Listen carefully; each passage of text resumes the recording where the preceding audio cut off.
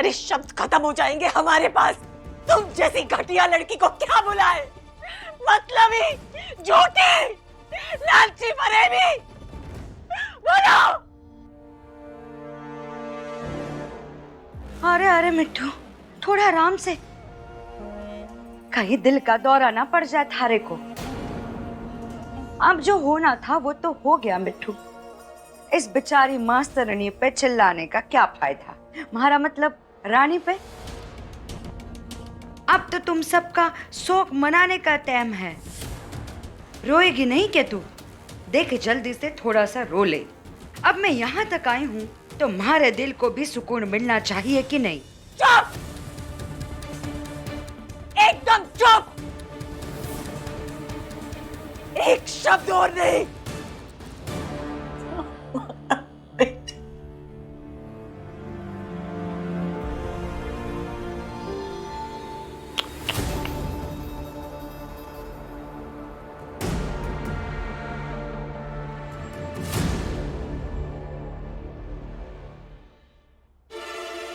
पक्का पूरे दिन छाती पीट पीट कर तमाशा करते रहेंगे का आप सब? जो होना था सो हो गया। आप लोग आगे का सोचिए।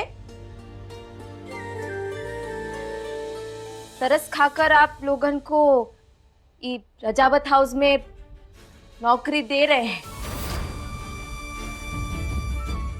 अब डॉक्टर साहब तो नहीं रहे, आप लोगों को तो जिंदा रहना है ना, तो के लिए काम तो करना पड़ेगा।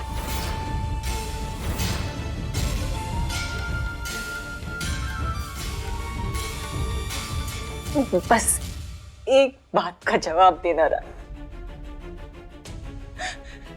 तुमने हमारी बेटे से कभी भी प्यार किया या उसे भी हमारी तरह धोखा दे रही थी?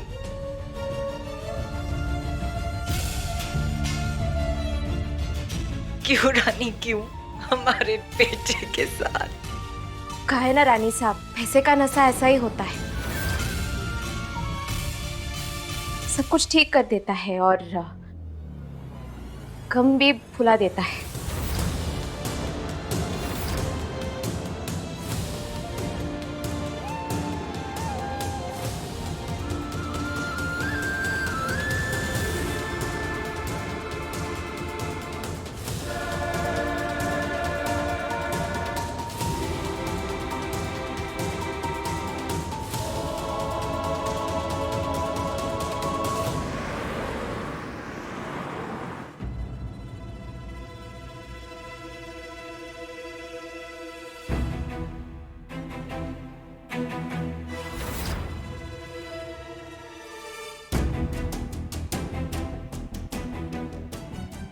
ये लड़की तो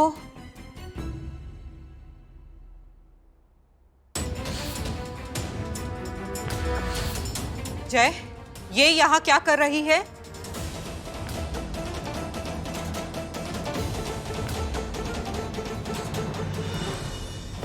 अब नौकरानी है तो नौकरी करेगी ना माँ।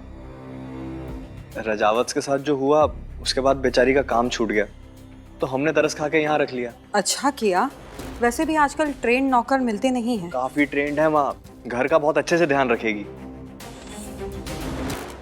हाँ हाँ वो तो ठीक है, लेकिन ये इतनी सजी धजी क्यों है?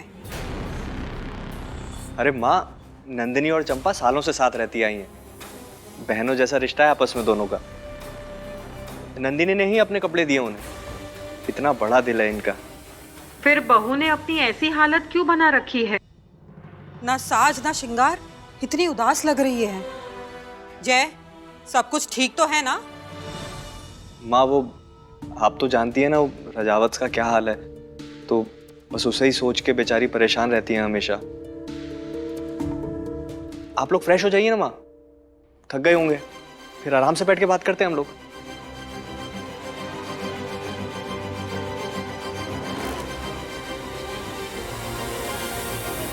अगर हमारी माँ से कुछ बोला या हमारी पोल खोली ना तो तुम्हारे लिए अच्छा नहीं होगा, हम बता रहे हैं। जय बेटा, यहाँ आना। आए माँ। हम बता रहे तुमको छोड़ेंगे नहीं।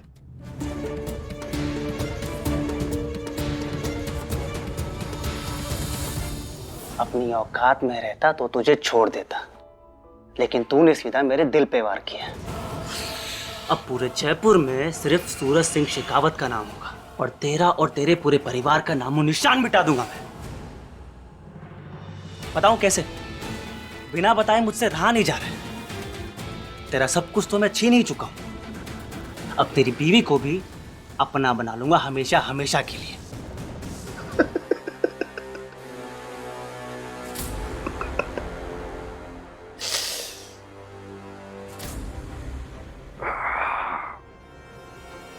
तू रानी को जानता नहीं है सूरज। अगर आंख उठाकर देखेगा भी ना, तेरे ये आंख निकाल कर उससे कंचे खेलेंगे वो। बलिया से है वो सूरज, तो जैसों का जोर उन पर नहीं चलेगा। जाना तो उसे मैंने भी है, इस हद तक कि उसे पाने के लिए मैं कुछ भी कर सकता हूं, किसी भी हद तक जा सकता हूं। संभल कर, बैल बुद्धि। इसी नाम से बुलाती हैं वो उसे। और भी नाम है, बंदर, चिरकुट। एक एडवाइस दूं, काम आएगा। थोड़ी और समझदारी से काम करना, क्योंकि रानी से आज तक कोई जीत नहीं पाया है। और जो अब तू कर रहा है ना, उसके बाद तो तुझे तबाह कर देंगी वो। और रही बात हमारे परिवार की, तो जब तक हम सब साथ हैं, हम पर कोई आंच भी नहीं आ सकती। तुम तो सिर्फ दो हो।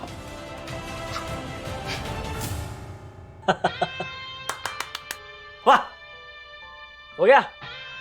सुनो बे, इसके पैर की बैंडेज करो।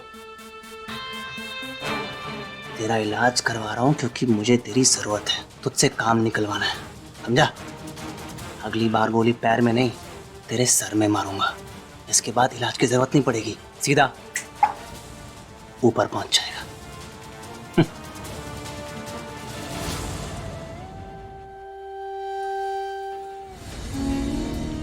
विजय जी, आपने जो कुछ भी कहा, हमने सब कुछ किया। अब तो हमें डॉक्टर साहब को पता बता दीजिए ना। अरे इतनी भी जल्दी के है रानी? अभी तो बस तूने पहली चाल चली ही है। कम से कम दूसरी चाल तो सुन ले हमारे से। और क्या चाहते हैं आप हमसे?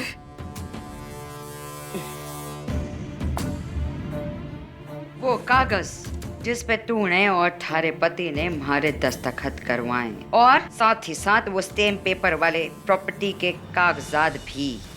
विजय जी, वो कागज हमारे पास नहीं है।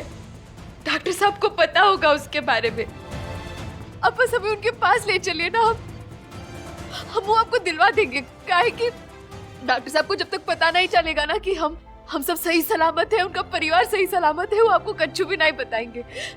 प्लीज उनका पता बता दीजिए ना हमें, हम आपको सब कुछ दिलवा देंगे। विजय जी, हमारी बात सुनिए। आपको जो कुछ भी रखना है आप सब कुछ रख लीजिए, ये घर, पैसा, नाम, सब कुछ। हमें और कच्चू भी नहीं चाहिए, बस हमारे डॉक्टर साहब सही सलामत चाहिए हमें।